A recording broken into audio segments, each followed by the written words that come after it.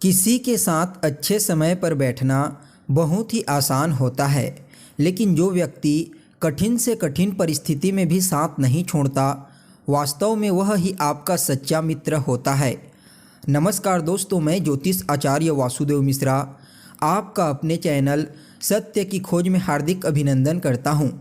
दोस्तों, आज का यह ज्योतिष का कार्यक्रम आप लोगों के लिए यानी कि वृषभ राशि वालों के लिए बेहद ही ज़्यादा खास और महत्वपूर्ण कार्यक्रम साबित होगा। आज हम चर्चा करेंगे मंगल राशि परिवर्तन प्रभाव के बारे में।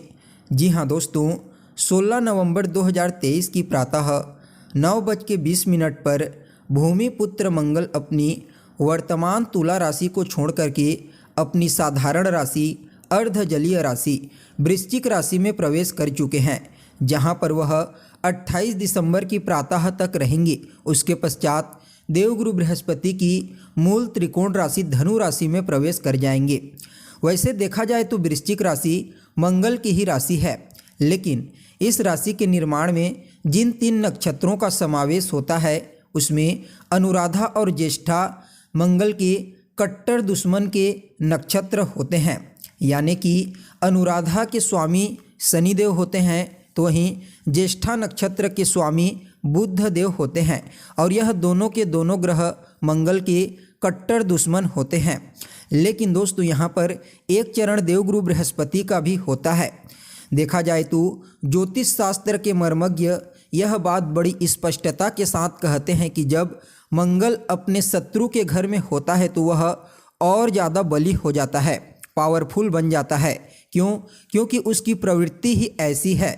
जब मंगल अपने शत्रु के घर में रहता है तो उसके ऊपर अपना आधिपत्य जमाता है, तो उसके बल में वृद्धि हो जाता है।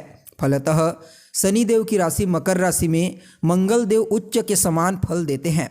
लेकिन यहाँ पर कुछ विशेष बातों को आपको समझना बेहद ही आवश्यक है, क्योंकि यहाँ पर मंगल स्वतंत्र रूप से प्रभाव नहीं देंगे। सबसे पहले तो सूर्य के साथ युति बना करके पराक्रम योग का निर्माण करेंगे। ऊपर से सूर्य और मंगल के ऊपर राहु शनि जैसे 2 पाप ग्रह की दृष्टि इस समय देखने को मिलेगी, जिसकी वजह से विस्फोटक योग का भी निर्माण होगा।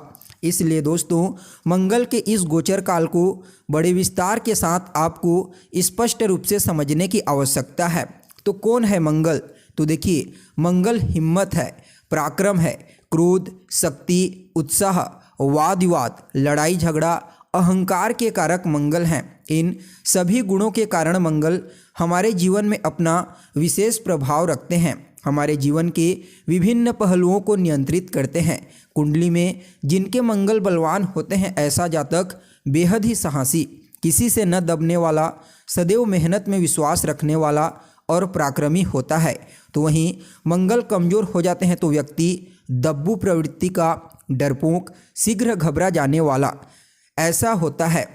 जैसा कि आप सभी लोगों को मालूम है, जब मंगल की बात आती है तो हालांकि मंगल का गोचर सिर्फ 45 दिनों के लिए होता है, लेकिन भली भांति आपको समझना जरूरी है, क्योंकि यह बात आप अच्छे से जानते हैं कि कर्म प्रधान विश्व रचि राखा, अर्थात जो लोग पुरुषार्थी हैं, पराक्रमी हैं, जो लोग कर्म के ऊपर विश्वास करते हैं, उनके लिए मंगल का यह गोचर अत्यंत ही आवश्यक रहेगा। तो दोस्तों, यह जो राशिफल है यह आपको मैं आपकी चंद्र राशि के आधार पर बताने के लिए जा रहा हूं। अगर आप अपनी चंद्र राशि नहीं जानते तो आप इसे अपनी प्रचलित नाम राशि के आधार पर समझ सकते हैं।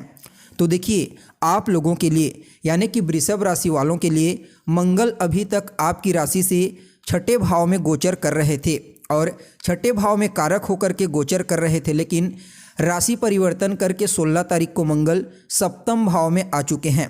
सप्तम भाव में मंगल जैसे ग्रह का होना रोचक राजयोग का निर्माण करेगा।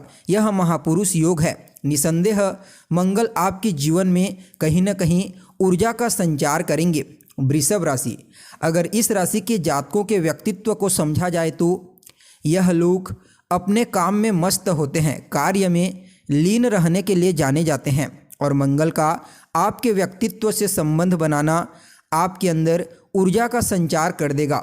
हालांकि मैं आपको यह बात भी बताना चाहता हूं कि यह जो भाव है यह आपके दाम्पत्य जीवन का भी है, वैवाहिक जीवन का, साझेदारी का है, और मंगल का यहाँ गोचर करना थोड़ी परेशानी जरूर लेकर के आएगा दाम्पत्य जीवन में। वैसे तो इस गोचर काल को मैं बहुत सकारात्मक कह सकता हूँ, क्योंकि मंगल स्वगृही होकर के रोचक राजयोग बना रहे हैं, महापुरुष राजयोग, तो यह बेहद ही सकारात्मक होना चाहिए। लेकिन शनि और राहु की दृष्टि पड़ जाने के कारण कहीं न कहीं आपके दाम्पत्य जीवन, वैवाहिक जीवन में कलह क्लेश, मतभेद की स्थिति उत्पन्न कराएंगे, जीवन साथी के स्वास्थ्य में परेशानी उत्पन्न करेंगे। परंतु अगर आप कारोबारी हैं, कोई नया कारोबार शुरू करने के लिए जा रहे हैं, तो यह गोचर आपके लिए बेहद अनुकूल है। परिवार के मध्य वाद विवाद की संभावना नजर आ रही है, इस पर आपको जरा ध्यान देने की आवश्यकता है। संभल कर चलिए, कुछ बेवजह की बातें इस समय आपको परेशान कर सकती है। इस समय किसी भी बात को आपको अपने जीवन साथी से नहीं छुपाना है, हर चीज़ को एक दूसरे के साथ शेयर कीजिए। यहाँ पर एक चीज़ ध्यान देने की आवश्यकता है, जब मंगल रोचक राजयोग का निर्माण करेंगे तो यह आपके दाम्पत्य जीवन को भी तो सुरक्षा प्रदान करेंगे, लेकिन बेवजह के वाद विवाद, गलत फहमियों के कारण आपके दाम्पत्य जीवन में परेशानी खड़ी हो सकती है। इस बिंदु को नोट करके रख लीजिए। यह जो भी परेशानी होगी यह बिल्कुल बेवजह ही होगी और गलत फहमियों के कारण होगी। अब संभव है आप चाहें तो अपने दिमाग पर इन गलत फहमियों को न बैठने दें तो आपके लिए अच्छा रहेगा। तो वहीं नौकरी पेशा जातकों के लिए, व्यापारी वर्ग के लिए यह गोचर अच्छा रहेगा। प्राइवेट सेक्टर से जुड़े हैं उनके लिए भी अच्छा रहेगा। कारोबार करते हैं तो आप अपने कारोबार को नई दिशा में ले जा सकते हैं। यानी कि कुल मिलाकर के देखा जाए तो धन के दृष्टिकोण से बहुत ही अच्छा है। बाकी हर मामलों में, बस दाम्पत्य जीवन, वैवाहिक जीवन को छोड़ दिया जाए तो हर मामले में यह गोचर वृषभ राशि के जातकों के लिए अत्यंत ही श्रेष्ठ साबित होगा। देखा जाए तो मंगल के पास सप्तम दृष्टि के अलावा दो स्पेशल और दृष्टि हैं, चौथी और आठवीं। और मंगल की जो चौथी दृष्टि है दोस्तों, वह आपके दसम भाव पर पड़ेगी। यहाँ पर मंगल दिग्बली हो जाते हैं और अपना संपूर्ण दिग्बल का प्रभाव आपको देंगे, जो आपके लिए बढ़िया है। सरकारी नौकरी, प्राइवेट सेक्टर, हर किसी के लिए बढ़िया है। मंगल की सातवीं दृष्टि आपके व्यक्तित्व के ऊपर पड़ेगी तो कहीं ना कहीं आपके अंदर ऊर्जा आपको ऊर्जावान बनाएगी। यह भी ठीक है, इसमें कहीं कोई दिक्कत नहीं है।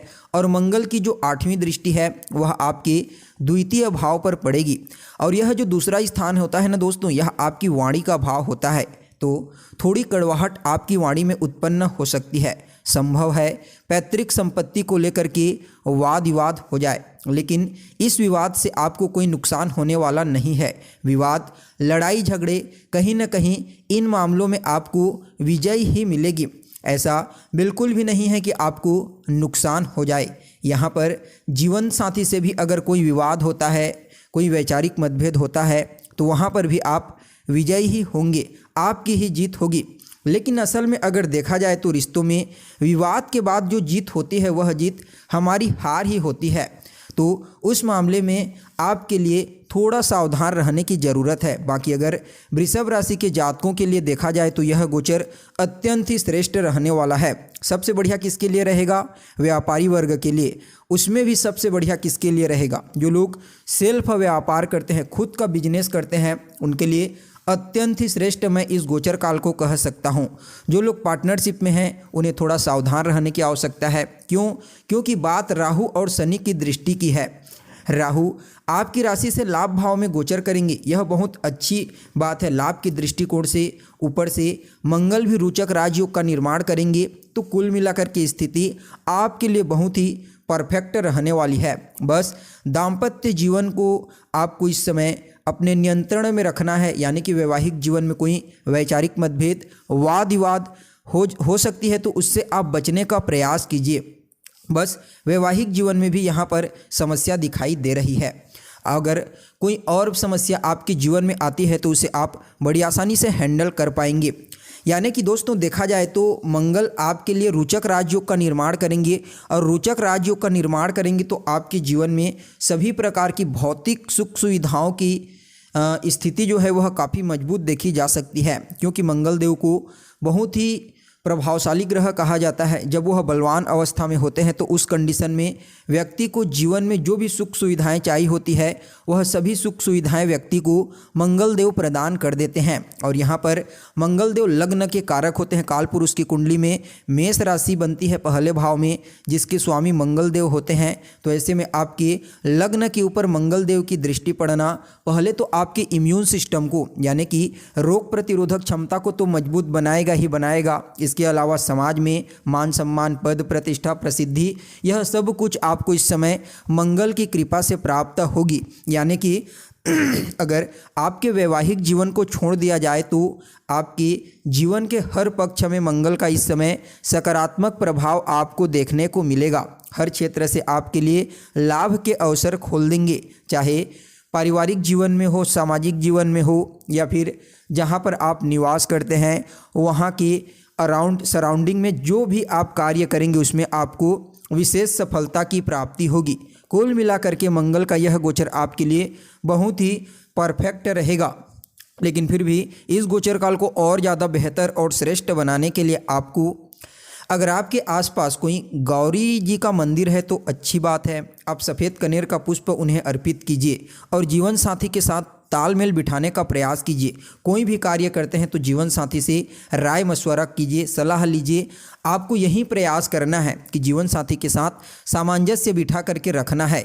इस समय आपको किसी भी प्रकार का कोई गुप्त कार्य बिल्कुल भी नहीं करना है। अगर आप कोई करते भी हैं तो उसे अपने जीवन साथी के साथ शेयर कीजिए, यानी कि गलत फहमी उत्पन्न हो सकती है। गलत तरीके से कोई कार्य ना करें छुप करके।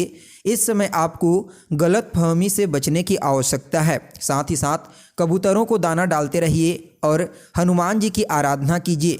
हनुमान जी के मंदिर में जाइए, हनुमान जी के दर्शन कीजिए, मंदिर की साफ सफाई कीजिए, हनुमान चालीसा का पाठ कीजिए, क्योंकि इस समय आपके जीवन में न तो शनि की 7.5 चल रही है और न ही ढैया चल रही है। लेकिन फिर भी कोई बाहरी प्रभाव ना पड़े इसलिए यह उपाय अवश्य कीजिए। आपके लिए यह गोचर काल अत्यंत ही श्रेष्ठ साबित होगा। तो दोस्तों, कैसी लगी आपको जानकारी कमेंट करके बताइए। फिर मिलते हैं एक नए और ताज़ा एपिसोड में। तब तक के लिए नमस्कार।